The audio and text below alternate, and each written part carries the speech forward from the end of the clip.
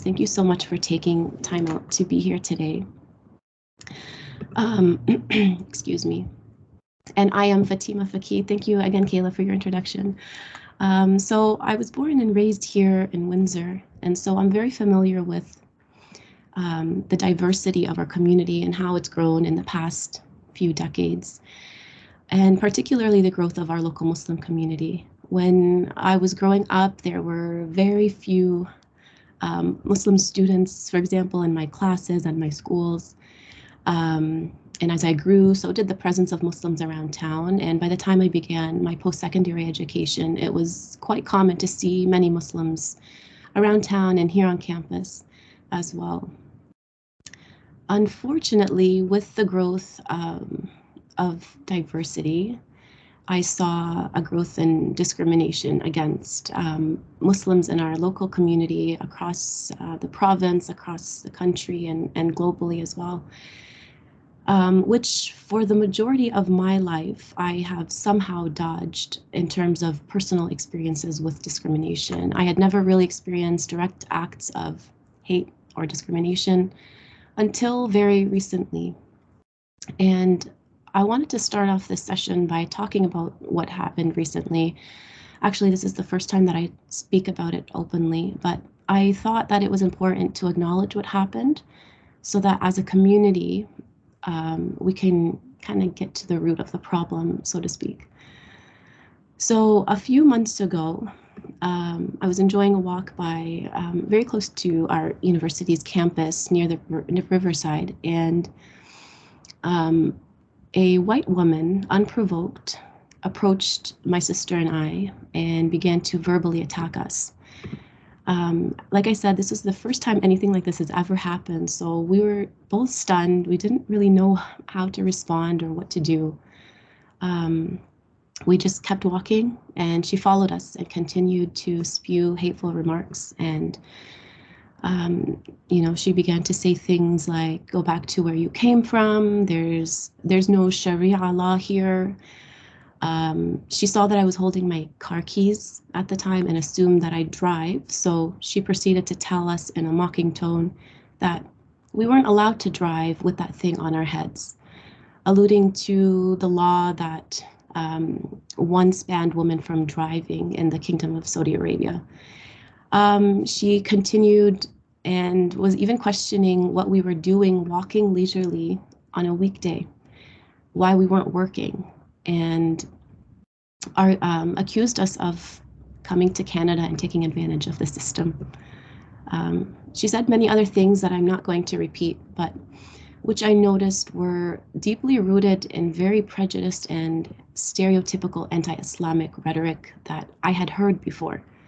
They weren't a surprise. It was what I expected someone who was discriminating against a Muslim individual to say. I wasn't surprised at all. For a while after the incident happened, I was, of course, very angry, as anyone would be, but I realize now that I wasn't angry at this person personally. I wasn't angry at this woman. I didn't hate her. I didn't feel any animosity towards her personally, but instead, I was really angry at the place of ignorance, from which she attacked us. I was angry at the fact that she somehow came to a point to believe these ideas about me without knowing me, simply because she saw that I was wearing a hijab, and I was just furious about the source of ignorance from which her beliefs had been established to begin with. And so I tell this story because this is precisely why we're here today, and this is precisely why I decided that this session should be focused on talking about our experiences as Muslims on campus, in the community, because that's where these things really happen, and they do have big implications on our lives, not only our lives as Muslims, but on the greater population and the rest of our community members as well.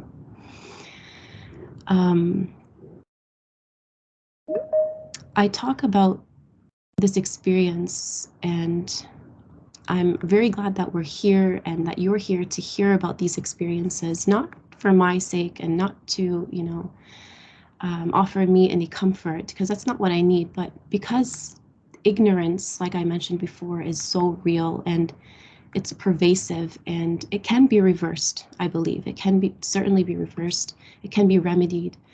And when we come together in spaces like this, to to learn from each other with the intention to learn from one another and to try to understand our differences, and in today's case, to build a more authentic understanding of what it's like to be a Muslim, that's where change, I think, can begin. So today, I welcome our 4 panelists. Thank you again so much for being here today. I just want to note before we begin with the questions, it's important for me to note that the Muslim experience is much more diverse than what you might hear from these 4 individuals. These individuals certainly do not represent all Muslim experiences, but instead they're here to give you an idea of some of the intricacies. So without further ado, I'm going to start with my first question, and this is open to any one of you lovely people on our panel today. So my first question is, what are some of the misconceptions that you think non-Muslims and perhaps even Muslim members of our community have about your Islamic identity? And how would you address those misconceptions or begin to perhaps correct them? I guess I'll go first, Fatima, if you don't mind. So misconceptions. Well, there's quite a few, and obviously people from different communities and different areas receive quite a few of them. I remember when I was growing up, everybody thought, oh, like you're Arab, so you're Muslim, and it's just like, oh no, they're not. There are Muslims that are not Arab.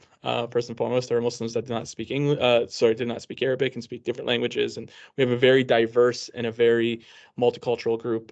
Another one that I often get is, oh, so you don't believe in Jesus? We love Jesus. Jesus is a noble prophet in our belief, right? And we respect him. And, we have great love to him.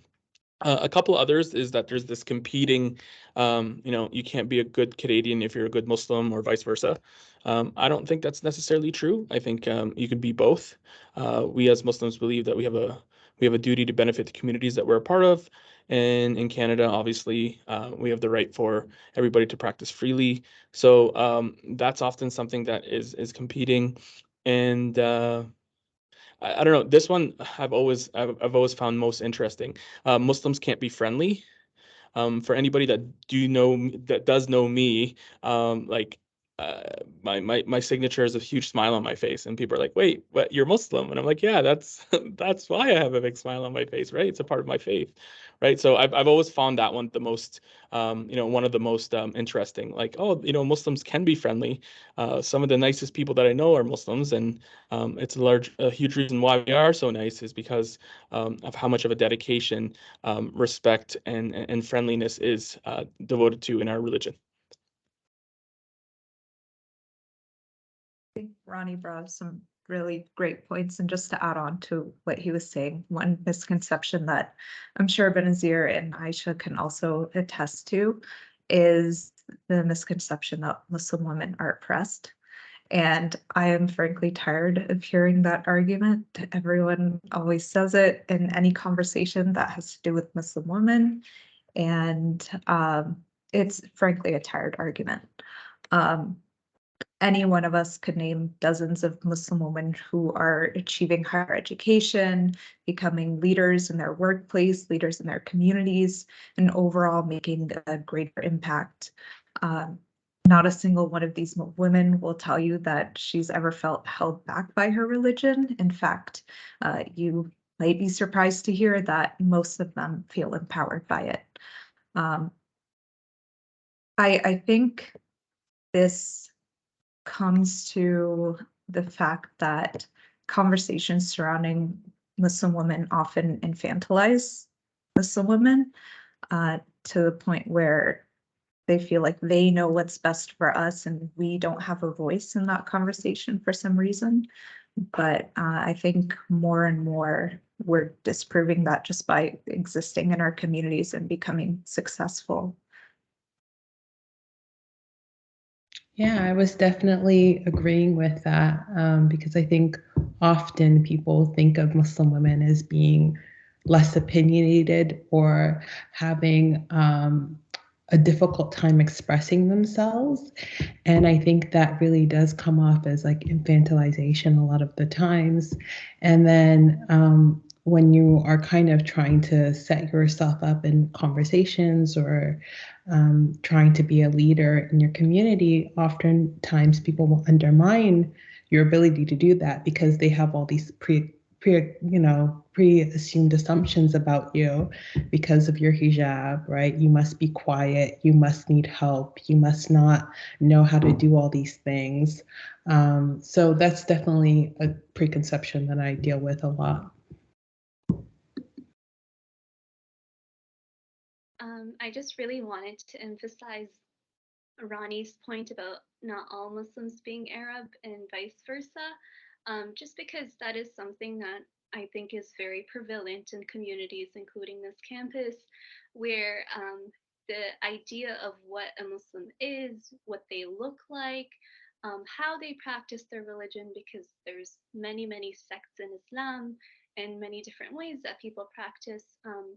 There's generalization is kind of harmful because it puts people who are not like your typical Muslim right out of the textbook in a difficult position, both emotionally and mentally, where we feel like we are not your typical Muslim.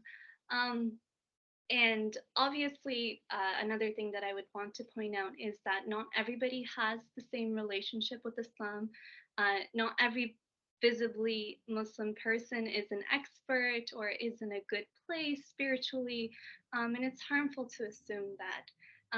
And one more thing that I would bring up is currently in the state of the world politically, Islam, I would say, as someone who comes from Afghanistan, is very, very misused. And often there's an affiliation between the violence that can come out of religion, which is not just Islam, any religion can be used in violent ways, and Islam itself. And people will misdirect their anger and their judgments, which are further inflated by the political state of these things towards Muslim communities, even though it's Muslim communities themselves who see the most harm from that violence globally.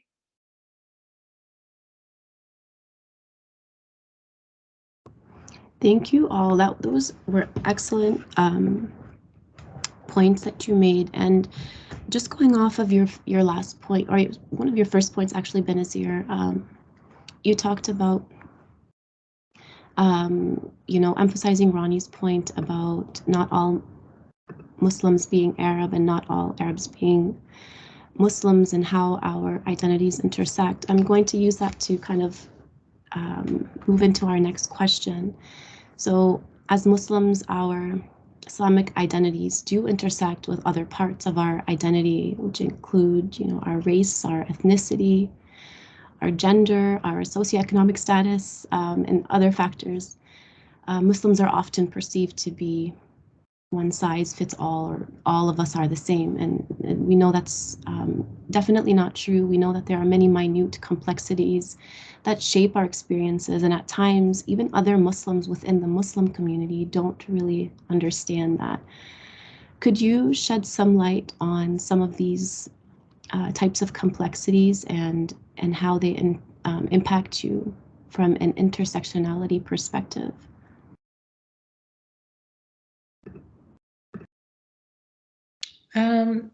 I think when you have to think about your Muslim identity and how it intersects with your other identities, it's better to start off in a place where you're not thinking about either or, right? Like, I'm not Black and or Muslim, right? Like, the experiences kind of meld together. So like often when I talk about experiencing Islamophobia, I'll use it in the same breath. I'll be like, oh, and I was experiencing a racist experience at the same time. Because for me, being a Black woman, being a visibly Black woman, being a visibly Muslim woman, those experiences have melded together that if I'm experiencing any Islamophobia, if I'm experiencing racism, I'm also experiencing Islamophobia and I'm also experiencing racism. And I can name like multiple experiences that I've had over the last couple of years that have been really negative and really hurtful towards me. But I think the more important thing is to recognize that those identities are not separate for people who are existing within those identities, and that asking people to separate them, right? Like, which one are you more? Which one do you identify with more? Is a really unhelpful task, because for most Black Muslims or for most non-Arab Muslims, like those two things aren't separate the same way that it isn't necessarily separate for like Arab Muslims. Your experiences shape who you are. And so your Blackness shapes who you are. Your Muslim identity shapes who you are. And the way that you interact with people and you interact with your faith is going to be shaped by that lens of your own experience.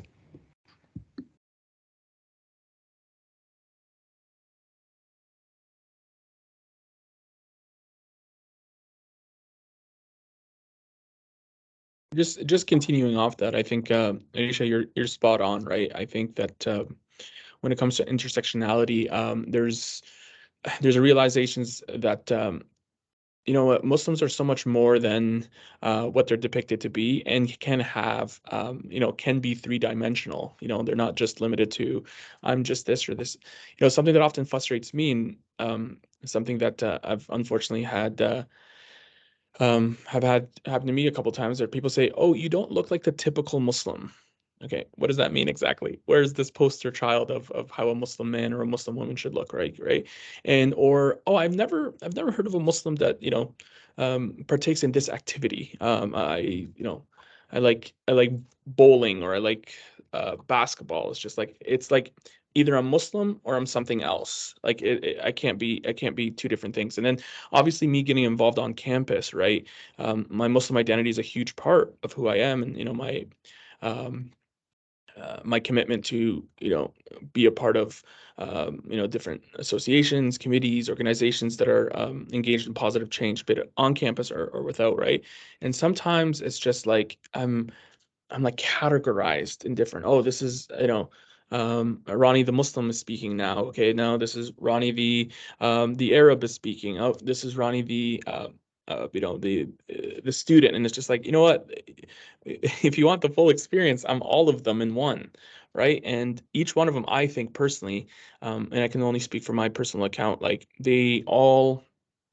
Um, uh, they all go together nicely, or they all complement each other rather, right? So so to Aisha's point, just that complexity of trying to advocate that we are not two-dimensional, but we are in fact three-dimensional with many intricacies. And I think Benazar, I apologize if I said your name incorrectly, but something that you said was astute, as well as talking about how everybody's experience is a little bit different.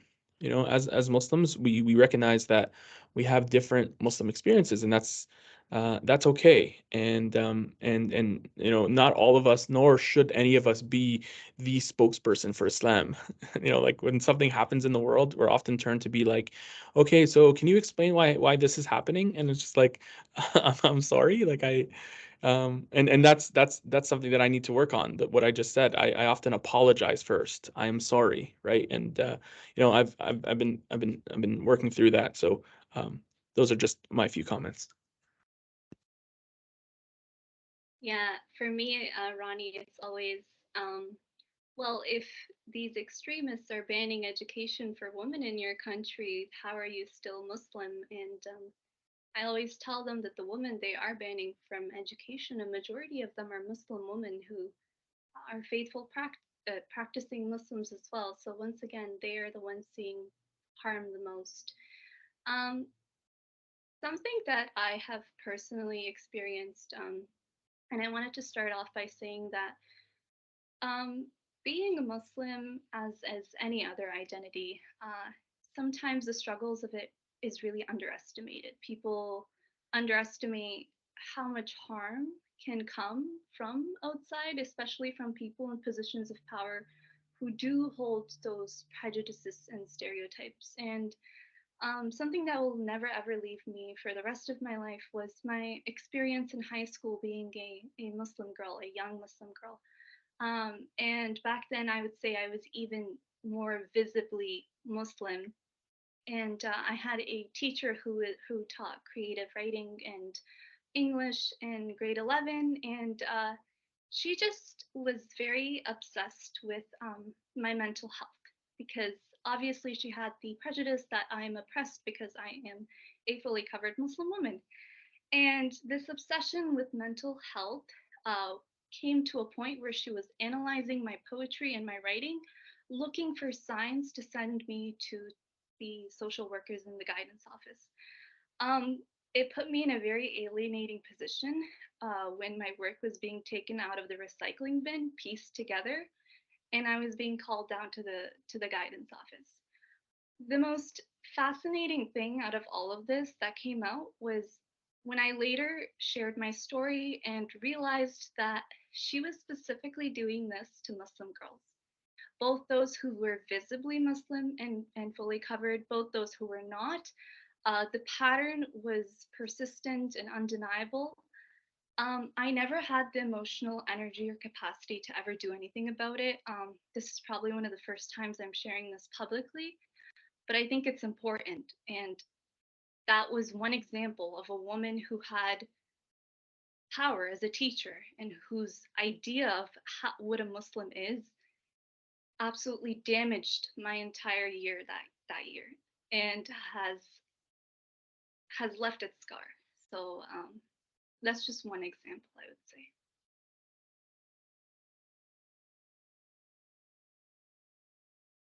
Thank you. Thank you for sharing that, Benazir. I know it can be very difficult to talk about these experiences, and I'm going to urge you again, all of you, to not share anything that you don't feel comfortable sharing, but I do appreciate you sharing that, because these are the types of things that really go unnoticed by the greater community when it comes to our experiences and how they impact us and what kind of implications they have on us when we're on campus or off of campus, but specifically on campus when we're going to these classes and we're attending and we're trying to attain an education. And I think that it's really valuable and really important for our peers and our instructors and our faculty and staff members to understand that this is true, this is real, and things that happen in our past do really stay with us and impact us, as any kind of traumatic event would impact any person. So thank you for sharing that. I think that's really brave of you to share, and very beneficial to just hear about. That kind of leads me into my next question, unless anyone else has anything to share or would like to say. Okay, so my next question is specifically about our university community. What is your perception of the presence of anti-Islamic discrimination, hate, bigotry, whatever you want to call it, Islamophobia in our community, and more specifically in our university community? This is a kind of a multifaceted question, so answer any part of it that you would like. Have you been witness or a victim of any incidents on campus or in our community? We sort of heard a few testaments to that already. And if so, do you feel comfortable reporting these incidents? Do you feel that the university community responds appropriately to these types of incidents, if so? I think I'll share for this question. I'd like to start off by saying anti-Islamic rhetoric and discrimination definitely exists on our university campus. I think we like to assume it doesn't, just because we do have a prevalent Muslim community on campus, and I think we'd all like to think that everyone's comfortable, but a lot of people experience it regularly. One experience that happened to me actually quite recently is a faculty member. We were having a discussion and he began questioning the scientific basis of a lot of our beliefs. And as a biologist in training, it comes across as him also attacking my academic integrity as a PhD candidate. This was an incident I did report, but there is not a clear protocol for how these things should be dealt with. Oftentimes it's handled privately, there's not a big deal made about it, and almost 0% of the times do you ever hear anything after the fact, any follow-up on the incident. And you're not going to hear about any reprimand to the situation that would have been done as well.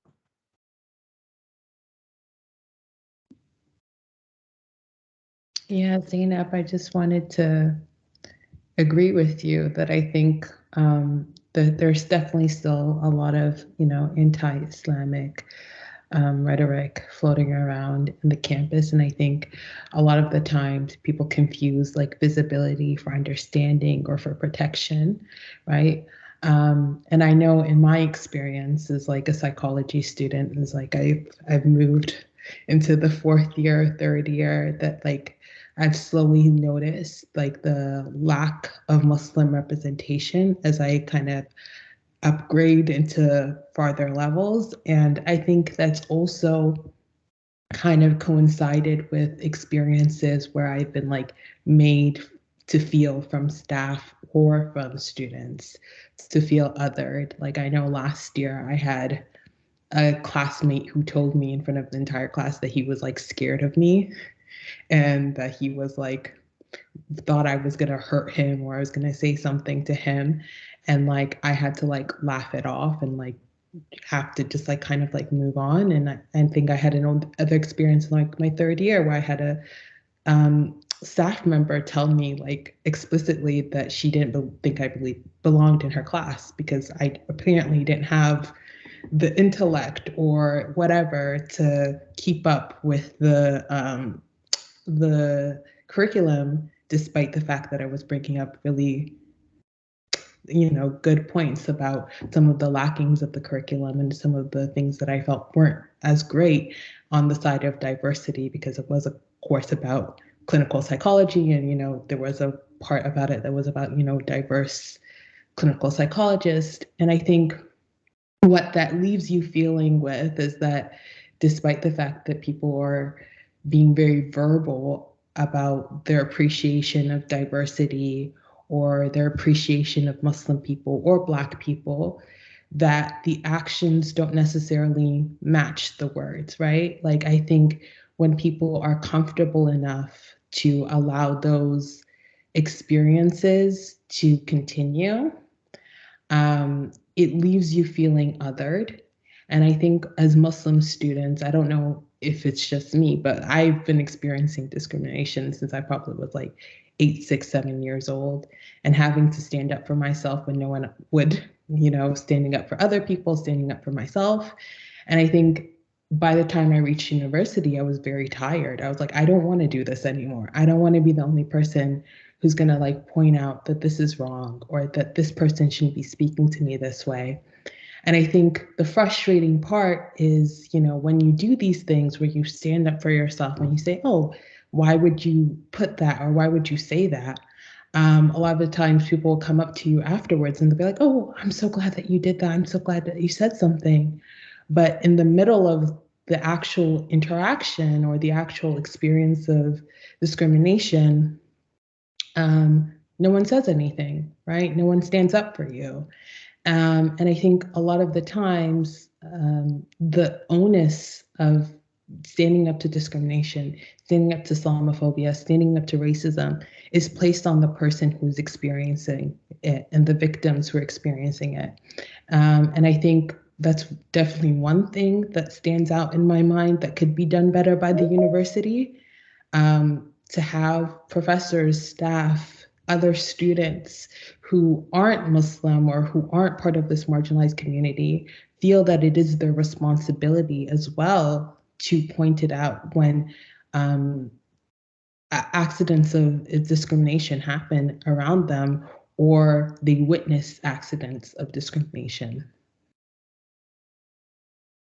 I'm not sure, Fatima, if I'm going outside of the scope of your question. If I do, please bring me back. But and no, to Zainab and to Aisha's point, I do think there could be a clearer process first and foremost. I think there needs to be a very easy pathway to navigate when any type of anti-Islamic discrimination happens, or any discrimination happens, right? So that's first and foremost. Secondly is this feeling of isolation, right? It's okay, you're kind of on your own to figure this out, right? But I think for me, first of all, being 100% cognizant that yes, these things do happen. And to Zainab's point, there once was a time in my life where I convinced myself it did not happen, that it was just an isolated incident, and that there's not a theme, that this is something that does not happen. And then you realize, you know what, once, twice, a couple times, okay, there's definitely something going on, right? So that's the first point. But I wish we as a university first and foremost need to be leaders, be it on our campus and through the outside in the community. But that means being proactive, not waiting until an incident happens, right? Also understanding that whatever's happening in the world is going to affect different students in different ways, and the university needs to stand up and make very, very clear statements. And what I mean by being proactive is providing the services, or making the connections in our community that help support Muslims, and not waiting for, God forbid, something to happen for us to make those connections, or for us to create these resources. And I've always been a big advocate that education is key. We need to combat the misinformation by proper information. And the university campus, the university place, is the perfect place to do that. I'm a huge advocate for more, Islamic courses, or more Islamic history courses, or especially in they could be inserted and installed in just about every major, but especially in when we talk about in political science, when we talk about law, when we talk about sociology, when we talk about history, there's important spaces for Muslims and in our history to be studied appropriately. Because with proper education, I'm hopeful. Now, mind you, I do think that there are going to be times that this type of anti-Islamic discrimination is going to prevail, despite education being pursued, or proper education being pursued. But if we have enough faucets on our campus where proper knowledge is being outputted, I'm hopeful that there's going to be more people that say, I'm comfortable standing up to this. And you know what? It's a responsibility, not just us as Muslims, to stand up against anti-Islamic discrimination, but hopefully people who are not Muslim but feel like they do have the knowledge can stand up and say, you know what? No, that's completely inappropriate. Just as I would hopefully do the same with anti-Black racism, anti-Asian racism. You know what I mean? Like, we have a duty to step up also, but often we feel scared to do so because we don't have all the facts, we don't have all the information, right? So I do think that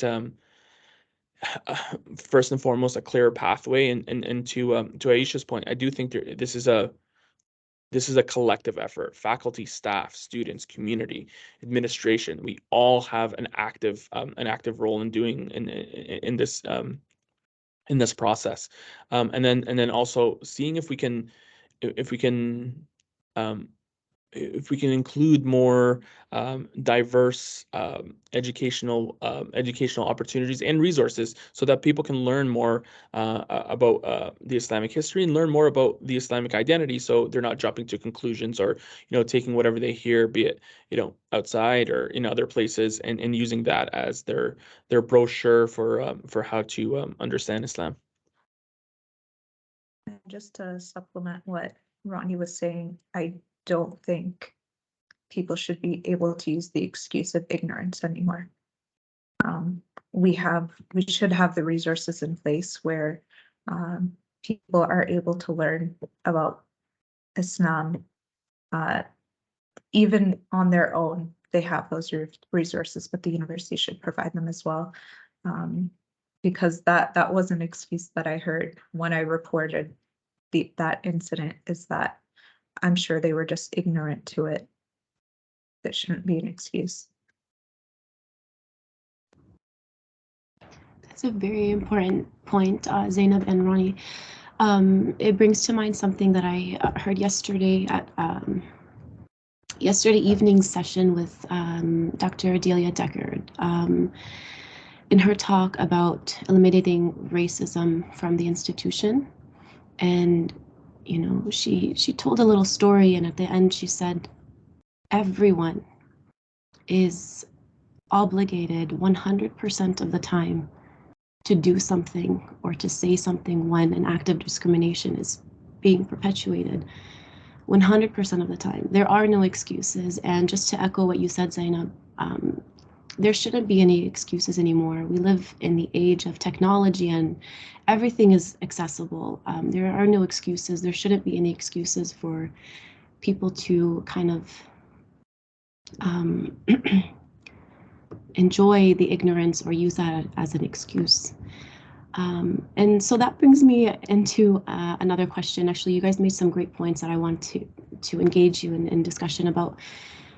Do you feel that the programs and courses offered at the University of Windsor introduce and incorporate Muslim voices, scholarship, history, Muslim individuals' contributions, and so forth in an appropriate manner? I don't know if I want to go first. Benazir, did you want to say something first? Sure. Yeah, I mean, I'm also in developmental psychology with Aisha, but you could probably elaborate on that.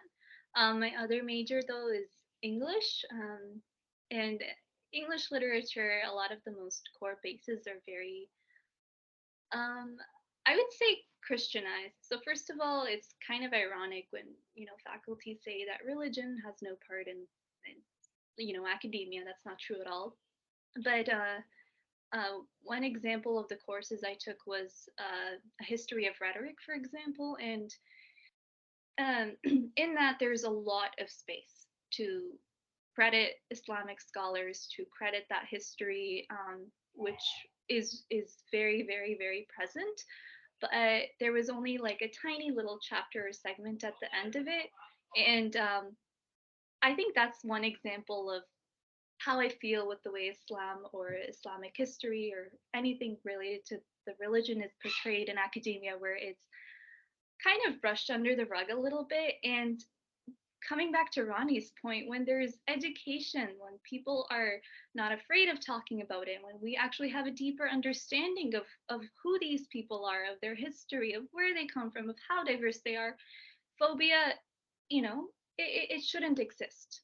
And I do have sympathy for professors, because I recognize that sometimes it's hard to restructure these courses, to find resources, especially when research itself is biased, anti-Islamically. But at the end of the day, I think it's a time period when stuff like that needs to change right from the core. And institutionally, there's so much work that can be done to produce generations who are kinder to each other, and these incidents are not happening as much.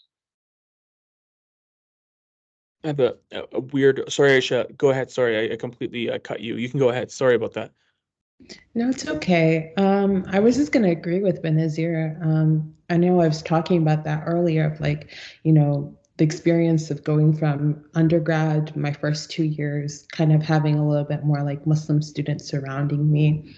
And then, my third, fourth year, I'm going into my fifth next year, and noticing that kind of systematically I'm becoming the only Muslim woman, or I'm becoming the only Black girl in my classes, and really connecting that to what I think of, I can only really talk about psychology, but the real gap in the literature, but also the teaching, the way that psych is taught, and how it kind of leaves anything outside of the arena of whiteness on the outskirts and kind of ignores everything else. I think that when you're I don't know how many times I've been assigned a textbook or required to read something and like gotten to the part where they talk about Muslim women or Muslim communities and read something that's like outrageously, outdated or kind of racist, or, just like gives me a side eye. I'm like side-eyeing this and like, why is this in the textbook?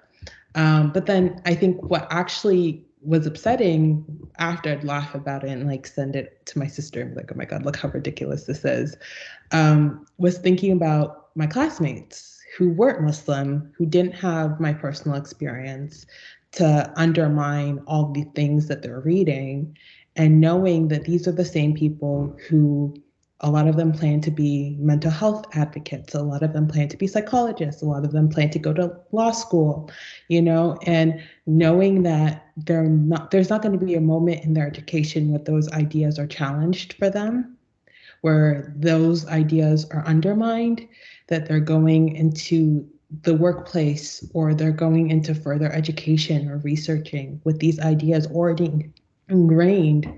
And I think that was one of the really obvious experiences outside of like the actual interpersonal experiences of discrimination and racism, that as a Black student, as a Muslim student, can really just like feel othering and feel like, oh, this is a space that's not made for me, right? So go ahead, Ronnie, I guess. And thank you very much, Aisha. Again, I apologize about cutting.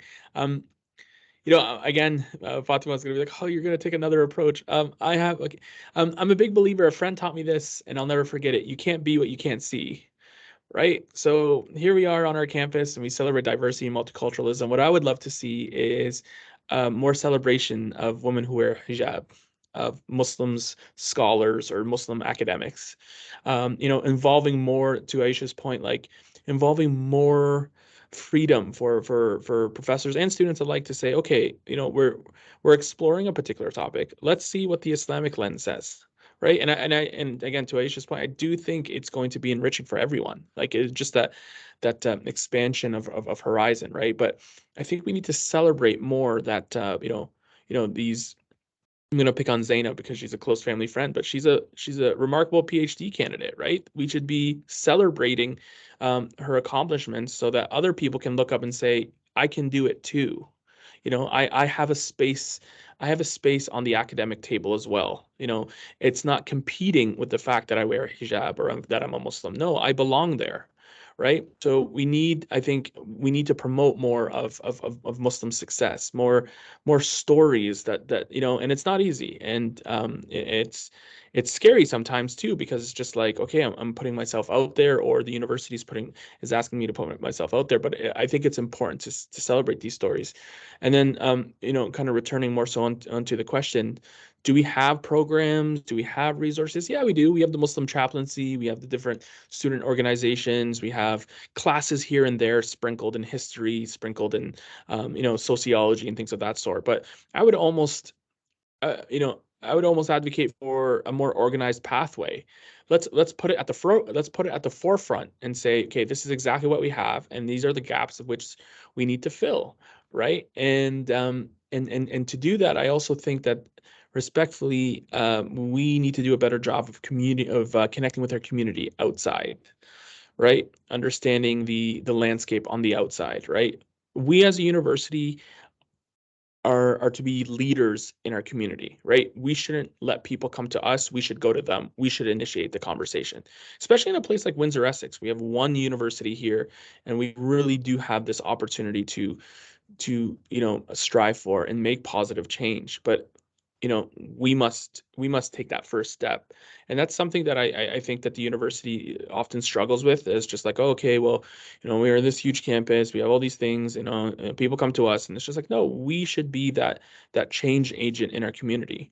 And how do we do that? I revert back to education. So do we have little things here and there? Certainly we do. Can we be doing a lot better? 100%. And I think the first step of that is almost doing an audit of who's on our campus now and how can we celebrate them. And the next step is encouraging and bringing in more people that can showcase that are can present their Muslim identities to help the generations coming up and say, oh wow, like I was mentioning earlier, I belong at these tables. There's a spot for me. I'm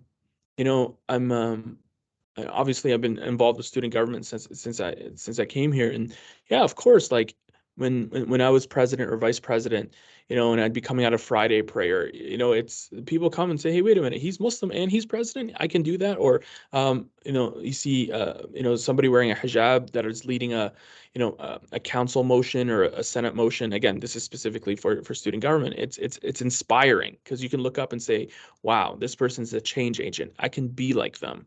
Right? We as a university need to provide a platform so that these people can be celebrated, because it is not easy. Being a PhD candidate wearing a hijab is not easy. So how can we make it easier? Well, we can provide platforms so that it can be celebrated and inspired.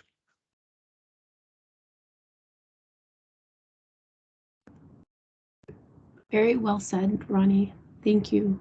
I'm going to, it's telling us that we have 5 minutes left. I just want to confirm with Kayla, is it okay if we go a little bit over? I have a few more questions, but if we need to cut it short for questions and a little bit more audience interaction, we can cut it short.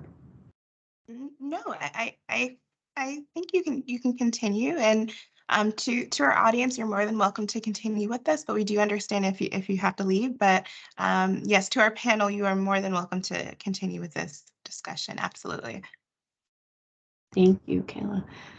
Ronnie, you mentioned something about celebrating Muslim women and women in hijab. And on our panel, we have 3 wonderful women who all, do observe hijab in some shape or form. And so I wanted to kind of pick on you a little bit with this next question. Are there things that you wish your non-Muslim peers and instructors knew in regards to your practice of wearing hijab that might facilitate more comfortable interactions while you're on campus, or even in the community, if there are any community members joining us today?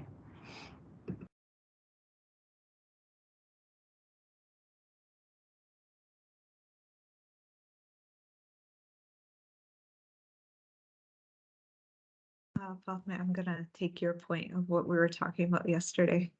So one big thing for me is, and again, all of this is personal, but it also can be, I guess, it should be kept in mind when interacting with other Muslim women as well. But personally, I prefer not to shake hands with men. And it was nice during COVID because nobody was sticking out their hand to shake hands with you anymore. But since COVID has now subsided, it's a practice that is becoming more and more common once again. If you do encounter a Muslim woman who does shake hands with you, and that's okay, that's her personal choice, but you should not assume that all Muslim women are okay to shake hands as well. One thing I would recommend for men, a common sign of respect in our community is just placing your hand over your heart, which I honestly think is a beautiful gesture in and of itself. But that would be one way to keep it safe. And then that's just something to be mindful of.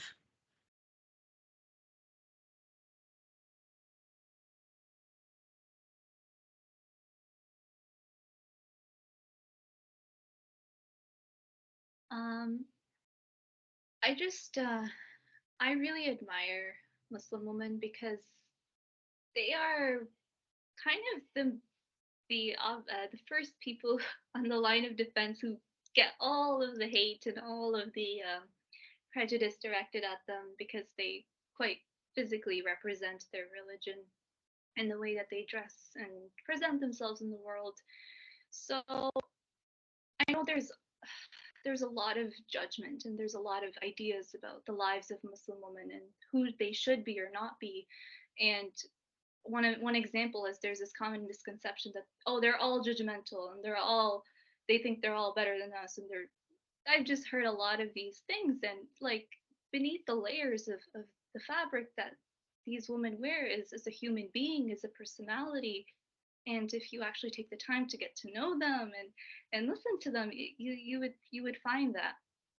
And the second thing I wanted to say is, again, this world is so diverse. Muslims are so diverse. They observe the hijab in different ways. If you go to my country, for example, like the way they wear the hijab there, the way the hijab is defined there is very different from other parts of the world. And I think it's a little bit ignorant to assume what hijab does look like. And that returns to our point about diversity and intersectionality when it comes to the hijab and Muslims. But yeah, be super nice to the Muslim woman out there, because I know it's a rough time. I think I'm gonna piggyback off of Zainab and Benazir's point. I think for me, the handshaking thing is a big deal. I'm not in a big deal of like when it actually happens, but I think often boundaries are kind of hard to explain when you're a Muslim woman. I've had experiences where like men have hugged me and I was like, I don't really want to do that, but it's already happened, so there's no way for me to say no or really make sure that boundary is outlined. So I think going in mind when you're interacting with Muslim women, trying to make sure that they don't have to be the ones telling you about the boundary, just keeping in mind, okay, maybe this is the best way to interact with them is instead of shaking my hand or trying to shake their hand, doing the hand of the heart thing, like Zainab said. And I also think just being a Black Muslim woman, I think there's also a lot of like preconceptions that come both from the Muslim community and outside of the Muslim community. I think people have a hard time grasping the concept of Black Muslims. Like it's just something that like really confuses people for some reason. They're like, what do you mean you're Black and you're Muslim? And so a lot of the times when you're like a hijabi, a Black Muslim hijabi, because you're a visible Muslim woman and you're Black, obviously, you kind of get a lot of questions that I don't think other Muslims would get, questions about your faith, question about your practice, question about, oh, like, did you revert? Are you a revert? Are you Nation of Islam? Like things that, other Muslims or other non-Muslim people would not necessarily think of as inappropriate, but like when you have the understanding of what they're trying to say, which is like, oh, your faith or the way that you practice your faith is strange, right? Your being here is strange. And I think maybe the best way for people to interact with Black Muslims and specifically Black women who wear the hijab is just not to think that their existence is strange, not to go with that assumption of like, oh, they must be reverts, or they must have come from the country, or just must have just immigrated. There's actually a lot of that where you wear the hijab, people automatically assume that you don't know how to speak English, or that you speak Arabic, or that you're from an Arabic speaking country. That happens a lot. People just randomly come up to you and really start speaking Arabic. Like, I don't know Arabic, sorry. So I think just having a lot more openness when interacting with Muslim women and just asking questions instead of trying to dictate what you think already on them, and questions that aren't, intended to catch them in a lie or intended to trip them up. I think that's the best way for people to interact with Muslim women. But I'm only really speaking from my experience as a Black Muslim woman, because I can't really separate those two things, right? As I was saying before.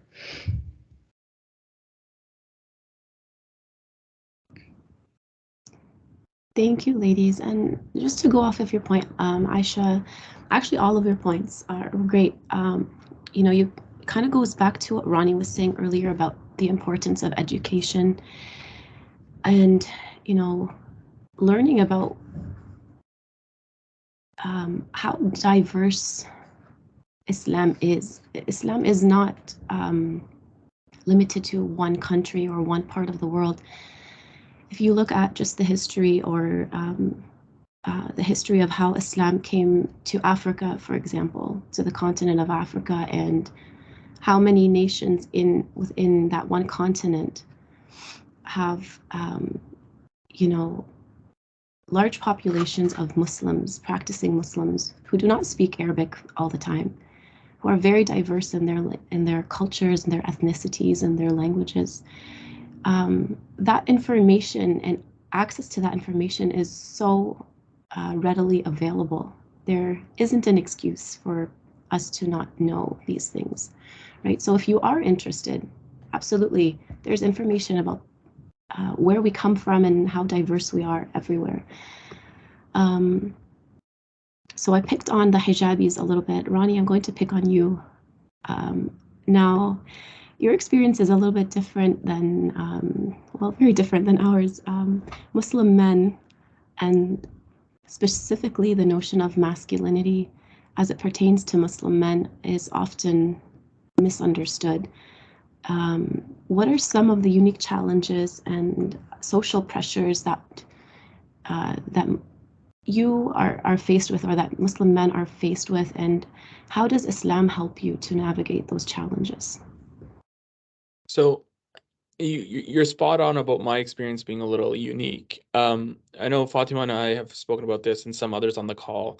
At first glance, most people don't think I'm Muslim. Nor does my name indicate that I'm Muslim. Like it is an Arabic name, but you know, some people like to shorten it to Ron or think it's coming from Ronald. And yeah, so my whole life growing up, it's like I'm like this invisible Muslim, right? And it's a very weird, and it's something that I'm still trying to navigate. But I think I was sharing with a friend a little while ago that, you know, very solemnly have people been have discriminated me. Usually they're discriminating around me because they feel comfortable, because it's just like, oh, he doesn't look Muslim, or when they're surprised when I'm Muslim. So I see Sada Mushtaq on the call, and I have to give her a shout out because we were involved over at the mosque.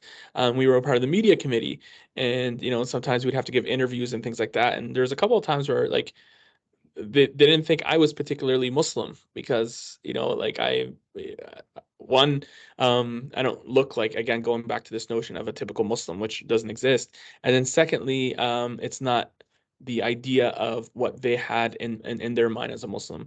So yeah, I've had quite the unique experience, and I'm still trying to navigate it. But to your point about masculinity, yeah, I think for me, it's going back to education. I mean education in both regards. We as Muslims have to do a better job of understanding understanding what our roles are and how we can support one another, but also having platforms where other people can learn what it means to be a Muslim man, and what the experience of a Muslim man is for different people. You know, coming from different parts of the world, you have different experiences, you have different stories. That's what makes our community so rich, right? And as Muslim men also, I think being comfortable with getting help when needed.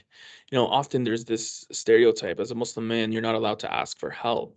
I think that's across the board also. Even non-Muslim men have that, you know, have that expectation. But you know, there's a Muslim chaplaincy on campus, and if you are a Muslim man and you need help, you go get that help that you need. You cannot pour from an empty cup. It's okay for you to seek the help that's needed. So that's one element. Another element too is understanding, as Muslim men, We have a very important role to play in supporting our Muslim sisters, because I think it was either Benazir or Aisha said that you are the face of Islam. You are identified as Islam. When I can be walking on the street, and people can walk right by me not thinking anything. But when Fatima was walking on the river with her walking at the river with her sister, she can't turn off her Islam. She can't. It's there. It's identical, right? And my position towards that particularly is we as Muslim men should, create platforms and hold up the mic while our Muslim sisters are speaking their experiences and are advocating for themselves, and then we're right there and supporting them. And we have a role to play in that as well. But again, going back to masculinity, it's different for everyone. But one thing that I would like to stress is learn, interact, kindly approach, meet every Muslim with this with this open heart, understanding that we come in different shapes, sizes, and personalities. Yeah, you might have a particular Muslim that's just in a particular way, and another one. So it's learning about the person behind the Muslim label, first and foremost, and then another thing I would like to stress respectfully, and this is a message and a reminder for myself and all Muslim men, is when it comes to masculinity, if you're struggling with certain things, get the help that you need, because we as Muslims, we believe in receiving support and providing support when needed.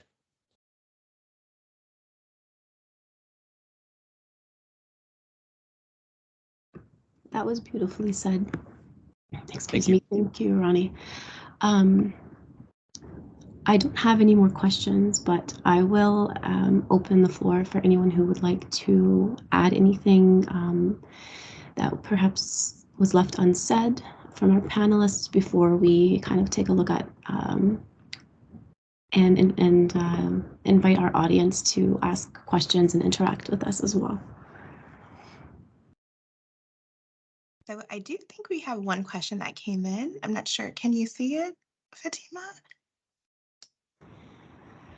I do from Aaron, If not, yes. I can read it if you want me to, or Sure, you can, of course. okay. Put my glasses on for this. Okay. So Aaron said, I had to leave early for another appointment, but I just wanted to say thank you so much for sharing all of your experiences and points of view. It was an amazing experience. I would like to ask, what do you think might be some other ways that a non-Muslim student or member of the community could support the inclusion of Muslim culture, other than calling out discrimination whenever we see them, of course?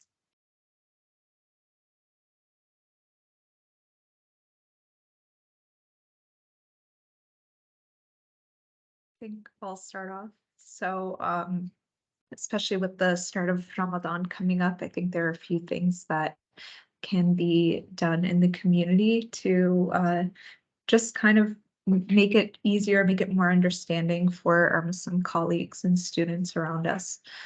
So just to start off, Ramadan is the fasting during daylight hours that Muslims observe around the world.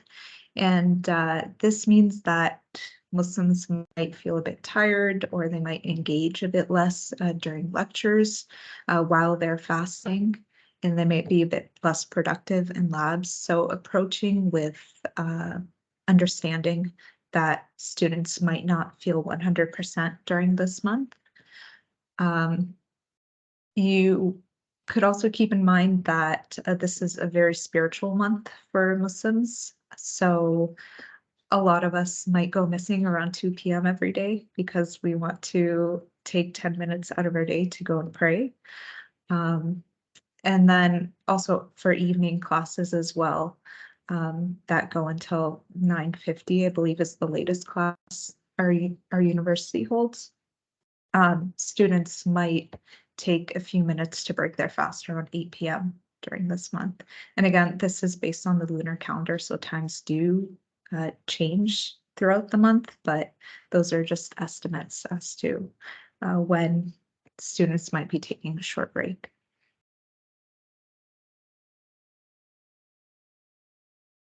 For me, I think ask. Sometimes just initiate a conversation. I promise you, we will not bite. Like some colleagues, friends, they're so they're so cautious to ask a question, and I do I do acknowledge and respect their commitment not to offend, but I would rather you ask a question and get clarification than to potentially seek another source and not get perhaps a more personalized answer. Like, sit down with us, talk with us, interact with us, and and understand that the breadth of our interests. Yeah, we as Muslims, we can like sports, we can like food, we can like travel, we can like all these different things, right? We can, we're quite uh we're quite interested in potentially many of the same things that everybody else is. So yeah, talk with us. If you see somebody somewhere, and obviously respectfully and appropriately, and you have a question, I love this time of year because some people are like, sorry, I don't want to offend you, but like, can you tell me a little bit about what Ramadan's about, or fasting? And it's just, for me anyways, it's just such an honor, such a reflection of their sincerity and their interest and willingness to learn more. Of course, I'm going to do everything I can.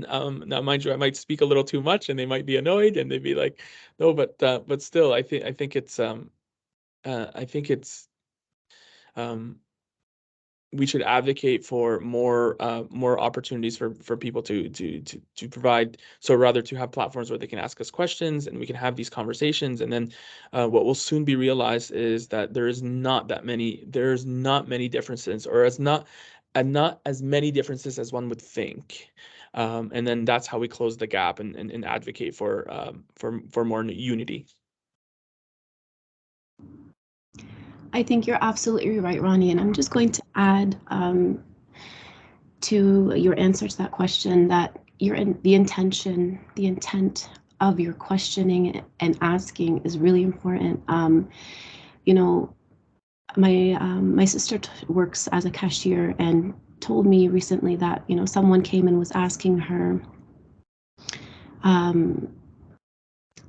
in a very rude tone something. I can't remember what the question was, but something about her faith. They obviously identified her as a Muslim, and she kind of was caught off guard and felt like they were trying to trick her into saying something so that they could kind of say, "Ha, I got you."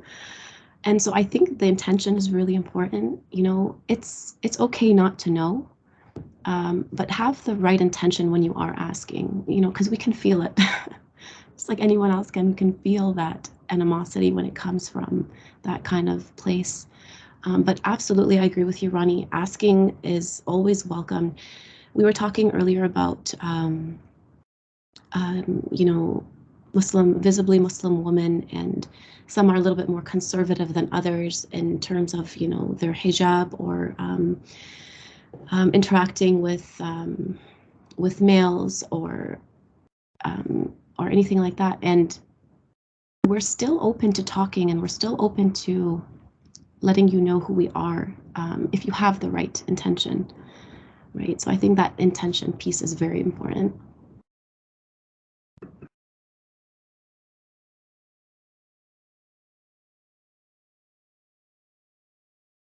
Thank you all. I just want to open the floor just for any closing remarks you may have. I'd like to take this opportunity to for that. I just want to close off and say that this conversation, I kind of didn't know what to expect, just because faith-based identities are really unique in the sense that faith is something personal, right? But again, like, if you're going to take anything out of this conversation, is that for especially Muslim women, but Muslims live in their faith every day. It's kind of like stuck to you, right? Like Ronnie said, you don't turn it off and on, right? So when we ask you to learn and educate yourselves and be understanding, it's not necessarily asking you to endorse our faiths or necessarily always agree with us. It's just to kind of understand us and our experiences, and again build that respect and end that discrimination and those experiences, because they do leave their mark. They do make a big difference. And that's something important I wanted to say, because when I go up to faculty and say, hey, maybe we should, credit Muslim scholars or talk about them, it's not necessarily saying that I'm inviting the whole class, to endorse my religion and I'm taking up space because I want everybody to believe the same things I do. Not at all. It's just to foster understanding like anything else. I was going to say one more thing as well. I guess it kind of connects to Benazir's point.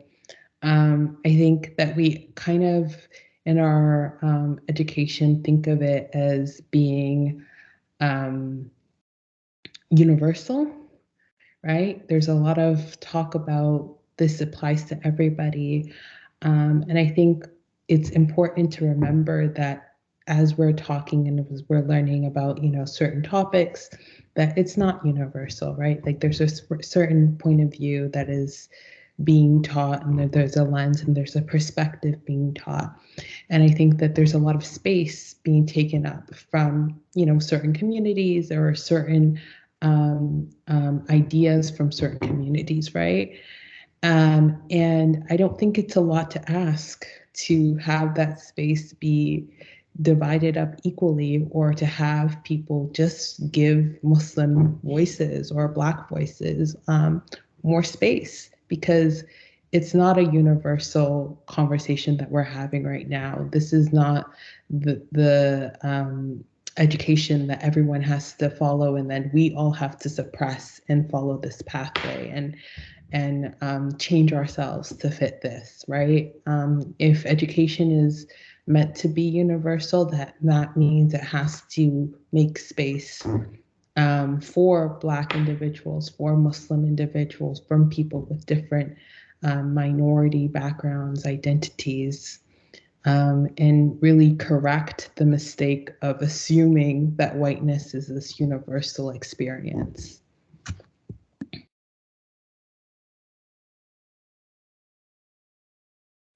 I guess I'll start with this. Fatima, thank you very much for coordinating this, and Kayla, thank you, and Dr. Beckford's in the EDI office for coordinating this, because we did speak about a lot of heavy things today, but bringing us together like this and having a dialogue like we just had gives me hope.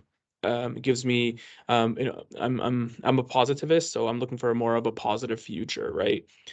So thank you, Fatima. Thank you, Kayla, and Kate, you as well, and everybody that's been involved in putting on these important discussions all week. I guess a couple of things. Just jumping off that is it's important to continue these conversations even when it's not EDID week, right? It's important to, use these as springboards, but always continue to have these conversations as much as possible, as often as possible, with as many people as possible. Another thing that I want to talk about too is, look, we can focus on the differences or we can focus on the similarities, right? We're all human. We're all here, trying to live the best life that we can. We all have the same body parts, the same internal organs, the same things, and we're all human at the end of the day. Let's focus on that. Let's allow the currency between us to be love and acceptance. Or you can flip the switch and just focus on the differences. The choice is yours, right? And the last thing that I would like to say, as somebody who's been on this campus for so long, and just hearing, the important words that have been shared, Aisha, Zainab, and Benazir, I'm really proud of the fact that you guys are on our campus, and that you guys are so comfortable and confident in speaking, because that's how we're going to spread change, right? So I just wanted to say that, like, though it shouldn't mean much, I'm really proud of yourself, and of course yourself, Fatima, as being a Muslim leader in our community. But my advice, or the last thing that I would like to end on, is focus on the similarities. Focus on what makes us human, because that's what we all are. We're just human, right? And let's spread that currency of love, unity, and acceptance, rather than focusing on the on the differences and, all this anti-discrimination and things of that sort. Yes, it needs to be addressed. That's not what I'm suggesting. It's not something that should be put on the rug. No way, shape, or form. That should be addressed head on. But we as change agents can change the culture by being committed to looking at the human in every situation. And by doing so respectfully, it becomes things become a lot more clearer. And I can't stress enough how important education is to that. Everybody you come across has something to teach you that you don't know. Your responsibility is to listen. And by putting together these talks, Kayla, Fatima, and Kate, and the rest of Dr. Beckford's office, you guys are putting us in positions where we can learn more about one another, and we can hopefully teach others that are eager to learn. So those are just my concluding remarks and thoughts. Before we sign off, I also, I just want to Zainab, thank go. the audience for attending today. You guys are agents of change, and hopefully more good can come of this.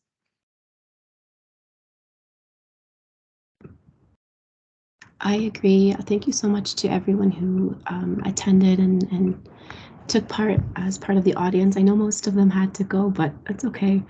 Thank you again, Kayla. Thank you, Dr. Beckford. Thank you, Kate, and everyone else who I don't know behind the scenes. Thank you to the wonderful panelists. Thank you for sharing your stories. It's really brave of you to, come out here and be vulnerable and share such difficult, experiences and thoughts with people. And yeah, thank you so much. It's been an honor. Thank you so much for having us. Yeah, that's a beautiful note to end on right there. I just want to thank you all, this panel. This conversation has been amazing, and I look forward to continuing the conversation. I don't want this to just start and end here, of course. So our office, we're very excited to continue the conversation and the work moving forward. So thank you all so much for joining us for EDID Week. And thank you to our audience, the ones that are still here, of course, for hanging in there with us. I appreciate you joining us today. And I just want to add before we end this talk, that we look forward to seeing you tomorrow morning for our next event, which is 10:30 a.m. For the campus-based sexual assault prevention, prevent, resist, and support workshop. Again, please visit the website, uwindsor.ca/VPEDI. And yes, I thank you all for joining us again, and I hope you have a wonderful rest of your day.